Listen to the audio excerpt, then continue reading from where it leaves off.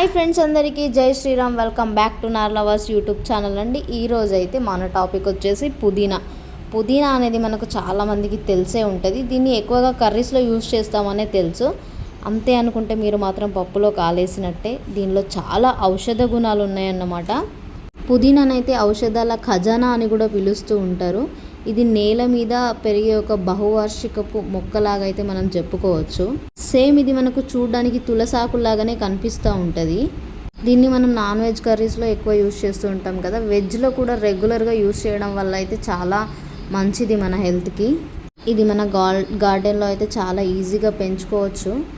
పుదీనాలో అయితే విటమిన్ ఏసి అయితే మనకు పుష్కలంగా లభిస్తూ ఉంటాయి.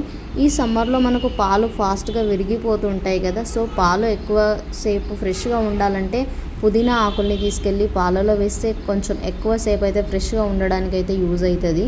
పుదీనా ఎక్కువగా తీసుకోవడం వల్ల కడుపు నొప్పి, గ్యాస్, అజీర్తి, నులి పురుగుల సమస్యలు చిన్నపిల్లల్లో చాలామంది ఉంటాయి కదా.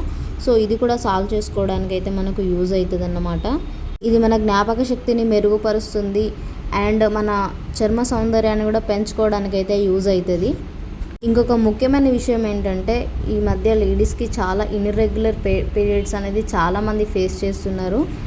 పీరియడ్స్ అనేది రెగ్యులర్గా రావాలన్నా, పీరియడ్స్లో పెయిన్ కొంచెం రిలీఫ్గా ఉండాలన్నా ఈ ఆకులని కొంచెం ఎండబెట్టుకొని పౌడర్ లాగా చేసుకొని మనము రెగ్యులర్గా ఒక గ్లాస్ వాటర్లో అయితే ఒక 2 స్పూన్ల పౌడర్ని అయితే మరిగించుకొని తీసుకుంటే ఇర్రెగ్యులర్ పీరియడ్స్ నుండి అయితే మనము ఉపశమనం పొందొచ్చు అండ్ పెయిన్ రిలీఫ్గా కూడా ఉండొచ్చు, మనం యాక్టివ్గా ఉండొచ్చు.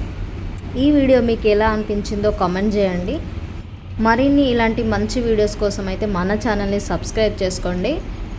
ప్లీజ్ వీడియోని లైక్ కూడా చేయండి. బాయ్ ఫ్రెండ్స్, జై శ్రీరామ్.